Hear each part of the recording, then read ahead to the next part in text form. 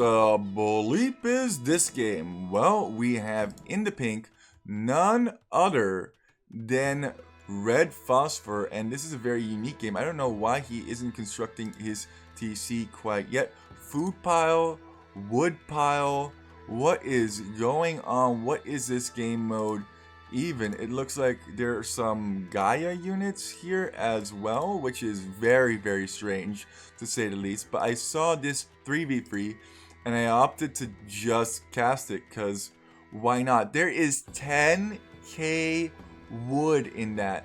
That's crazy. There's not a whole bunch of stuff on the map overall other than these wool piles. What about these gold piles? Regular gold piles, it does appear to be so, and these food piles over here seem to just be berries but reskinned. I wonder if they collect faster from those piles. It also seems like everybody has a little mule cart to walk around with. Yep, there's a mule cart right there, there's a mule cart right there, and there's definitely no Georgians or Armenians in the mix.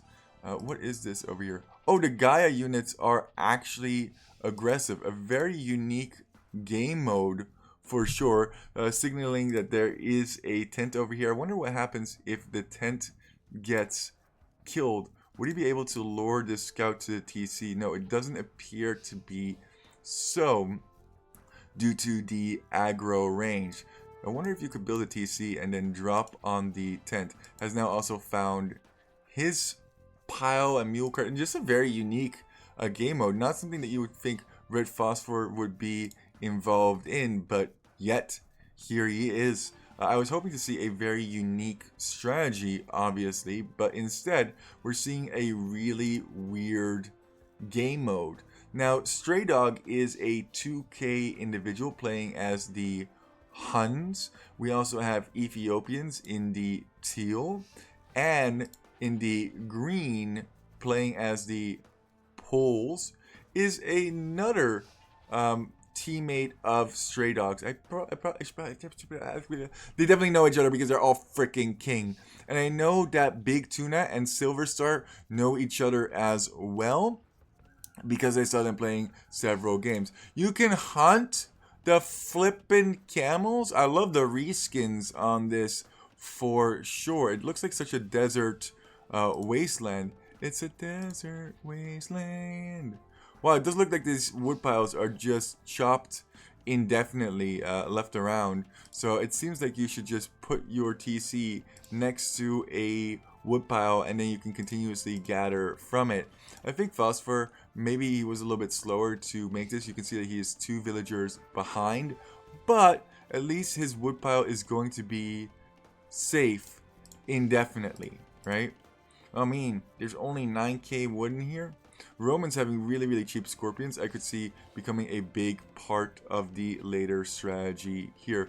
We're going to speed it up because not too much seems to be happening. Let's see when the players go up to the next age, what the strategy choice is going to be. Are they going to try and destroy these areas? I wonder if they get something from destroying... This is the first time I'm seeing this, destroying these tents, or if that's just absolute nonsense. There's even raiders over here. When have you ever seen a raider in a game? I don't think I've ever seen a raider in any ranked game at the very least.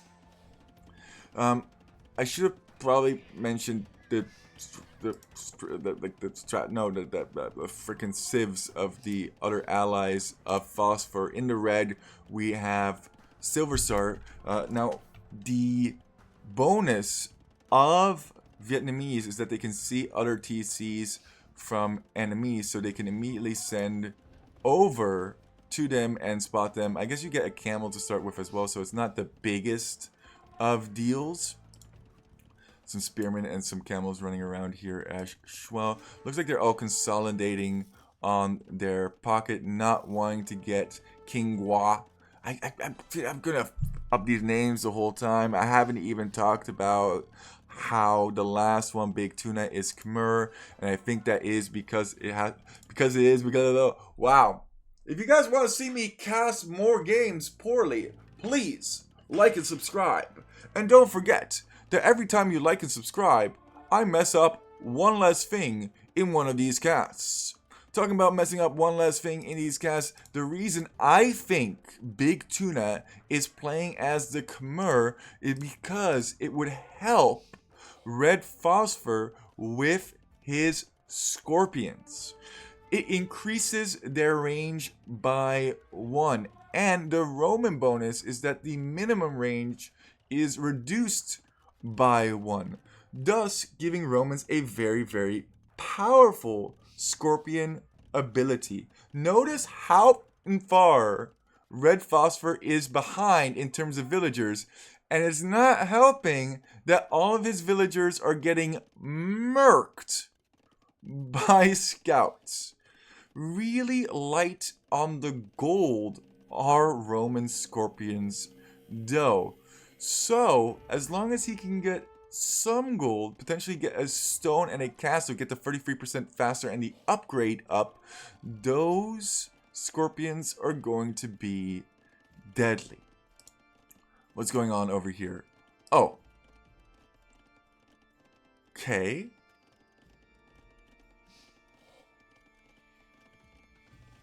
I was not expecting that. That's awesome. 3? No wonder he took some extra time to place it next to his TC. 3 frickin' siege workshops to continuously produce scorpions. That's amazing. And now what are these villagers going to do? Hopefully come in for repairs? This is like you pick Persians for elephants, right? No, I picked Persians for TC drop. Only one thing to do. He doesn't have ballistics on them. He does have to actually physically research ballistics from the university. Wow, this is such fast pressure. This can now be ungarrisoned and repaired. So those vills were forward for repairing the Scorps? Nope. They were forward for repairing the Rams. That is so epic. This is like the Huangiest of Huang Rush. Now, remember that Stray Dog is a pro player. He is definitely top 100, if not top 50 at this point. I've seen him in a lot of tournaments, and Redphospur is just chopping down his TC like it's nothing. Why am I no longer seeing the range of the TC? That's really unfortunate. Maybe I have to invest again if I'm casting games into Capture Age Pro. If you want to support me, feel free to download my feet pics from OnlyFans. Another thing that you can do to really help out is like and subscribe. I was gonna say join my Patreon, or feet pics. What other joke did I have written down? Nope, that's all I got. I have absolutely nothing else. How many towers does Stray Dog want to make? Quite a bit. And he's definitely a Stray Dog because he doesn't have a TC at this point. Remaking it next to this woodpile. It's funny that that scout is over there. I still haven't seen anybody destroy any of the Gaia units, so I don't think there's very much value to it other than maybe picking up a relic from each one. Each one does contain a relic. Archers from the Ethiopian player makes a lot of sense. Big Tuna coming with scouts to try and clear this up.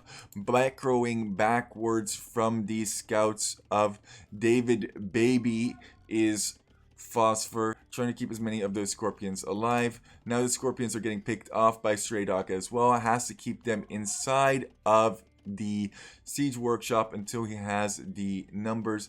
Not able to produce from all 3 of them. I don't know if 3 was really necessary, in my opinion. He's only down to 15 villagers. He's not collecting any additional food either. He's just collecting wood and gold, which is hilarious in my opinion. It's an all-in of all-ins. Redphospur is not particularly known for his fast micro, and one of those villagers is even just forward over here for actual scorpion repairs. Have you ever seen this like weird... I'm getting too distracted. Weird thing over here? I have not. Castle Age now being reached by other opponents. I think that could be very, very bad overall. More Scorpions going down. Remember, they don't have the discount yet. They do need the castle upgrade for this. I had a lot of success with a strategy similar to this. Actually beating a top 10 player Chateau with this, not me personally, it's Das Lutze strat to go for Scorpions a little bit later on, not Huang style, but kind of a boom and Scorps on Arena, because they are so cheap with that technology that Redphosphor is currently missing. But choo choo, blue is done, so we might as well take down green.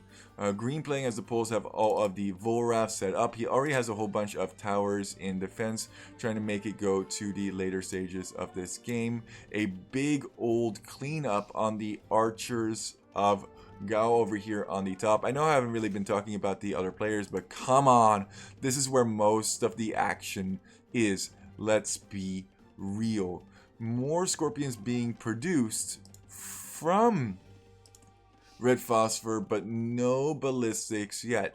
I wonder if he doesn't value ballistics in this situation and thinks, you know what, it's probably just good enough to have more numbers than it is to have more Scorpions. They're definitely eating a lot of shots from those Scorpions, even though they're dip, dive, duck, and dodging, just because of how many there actually are. I think they do half damage or third damage if they pass through and not directly hit. And look at the amount of pass through that is going through all of these scouts. Ring around the rosy, a pocket full of posy. Ashes, ashes, they all fell down. Big Tuna just about to be up now as well.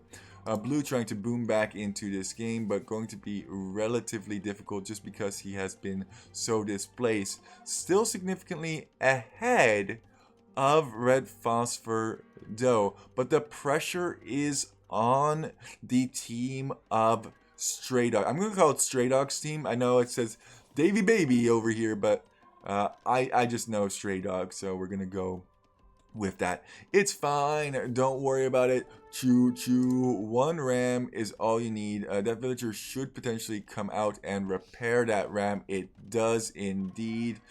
Are these scouts going to try and snipe? No. I think there's just too many yellow scouts in comparison to the green scouts. Let's just have a quick comparison here. That is, yeah, 18 to 21. So cannot engage there. Very, very good recognition of that. Let's take a quick look at the actual upgrades on them. +1/+1 and +1/+1. Both obviously have bloodlines in as well. If you go Knights, you're definitely going to want it. Oh, Mango from Stray Dog and a couple of Knights. The Knights are actually going to do work against the large number of scouts, but everybody is in Green's base. It's a party over here right now. Celebration, the best throughout the world. So take your good times and your laughter too, 'cause we're gonna celebrate and party with you. We got three players, free players of in Green Space. Oh my god, I can't even talk. Mother clucker. Boom City from Yellow. Yellow is like, hello, I have enough light cav over here reaching castle. Why don't I just make additional TCs? These TCs are on golds and on a wood pile. Makes a lot of sense to me now that he scouted out the map a little bit better. I don't want to lose the ram here, I don't think. Yeah, pulling that ram back just to keep it safe. And I wouldn't be surprised if they just choo-chooed right along to Teal. No real reason to stay here, I think, long term, as there's not that much more damage that can be done. What can be done? What can be done? Exactly. Good recognition from the Phosphor team. Or should I call it Big Tuna's team? Or should I call it maybe Silver Star team? Or should I maybe call it Ligma? Ligma. Ooh, nice cleanup over here. Realizes that the Scorpions are being produced over here and is going to hit 1, 2. Wow, almost getting 3 Scorpions there for one night. I think that's almost worth it. Running around, could heal that up with Monk and come back, but we're not going to look at that too much as we're going to focus on the main fight on the front. Once again, this ram is so key. I can't believe he has only made one ram and is keeping it alive this entire time. This siege workshop needs to go down. If King Guam makes a mangonel from it, pops it out, and hits all of these scorpions, that could be absolutely devastating. But no such luck, as there were no resources for Guam to do that. Does he have a market? Because he's floating 900 gold. No, no such luck. No market. No ballistics. Just scorpions. Wow. I'm really happy that I casted this game. A very fun and unique strategy. I think this has a lot of merit in team games with Khmer, where you get the increased range. But I always found that in a 1v1, this is not great, because the scouts just kind of run around and hit you from all sides and then murk you. So I think they did the exact right thing by having yellow kind of as a meat shield for the scorpions. Like I said, with the Das Lutze strat, that's kind of what you do. You boom up, you make these scorps super duper cheap, and then you have Hussar in the front to kind of take down any mangoes and or bombard cannons that your opponent might be producing. A very fun strategy overall. Very unique map as well. Still don't really fully understand why those Gaia units are there, but I saw this game and I was like, cool. Cool. Cool, cool. Cool, cool, cool, cool. Memes, and dreams. Poop Lord, out.